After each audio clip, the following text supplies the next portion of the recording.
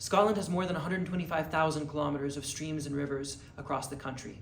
These, along with the Scottish lochs, are a big part of what make the place so beautiful.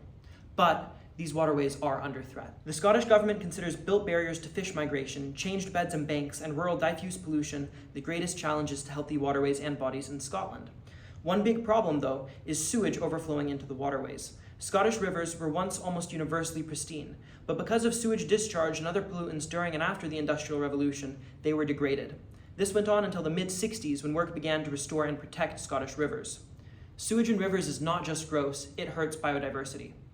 The UK Centre for Ecology and Hydrology found in a recent study that improving wastewater treatment is directly correlated with higher biodiversity in waterways.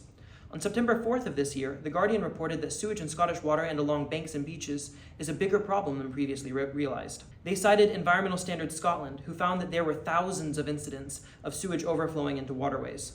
Almost half of the storm overflows in Scotland released sewage more than 50 times in 2023. In fact, sewage release is such a serious problem that some stretches of rivers in Scotland are not expected to recover anytime soon. If this worries you, you should get involved in helping to protect Scottish waterways by engaging in citizen science.